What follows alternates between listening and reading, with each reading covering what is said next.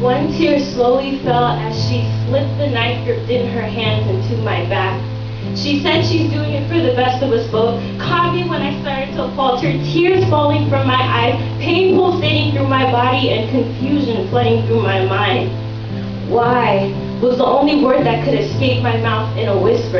And with trembling hands, she sat me down, and for a moment, it was as if we were listening to my heart slowly stop beating.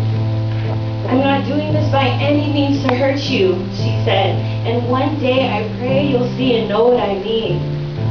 That was the last thing she said to me, and with that, she left me.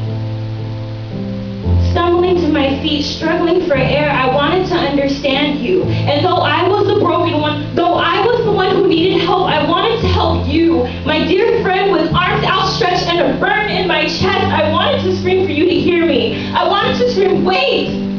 But like cement in an earthquake, I crumbled. 2.0 earthquake within me, you could barely see me shaking. Like a tsunami, you caused this rippling effect and left nothing but chaos and destruction behind. Your words confused me. Your sentences baffled me. Our memories began to pain me, and slowly I could feel the gray clouds casted over me. You didn't mean to hurt me, but you did. So tell me, how do you glue a shattered vase to be exactly as it was before? I sat in church the other day keeping God at arm's length. You see, I felt that God had deceived me. When we became friends, I trusted and believed that God had handpicked you to remain a permanent piece of my life. But I had this rule: never spend too much energy planning more than 2 years ahead, because nothing in life is guaranteed. But seeing as the saying goes, those that pray together stay together, and we were each other's emotional and spiritual support, I didn't mind entertaining thoughts of, I hope our husbands are as good friends as we are.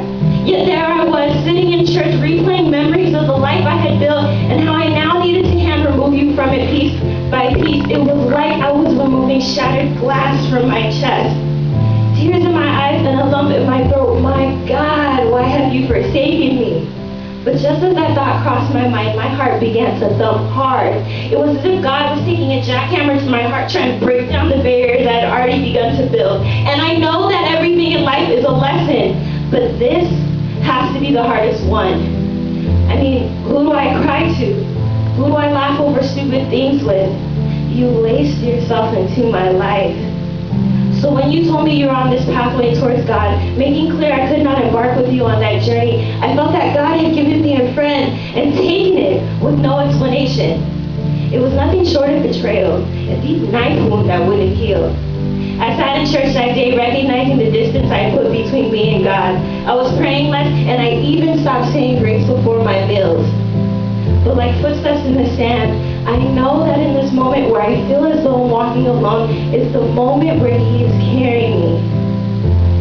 So my Savior, be my Savior, and show me how to not only savor these memories, but this moment, so I can learn what must be one of the hardest lessons to grasp.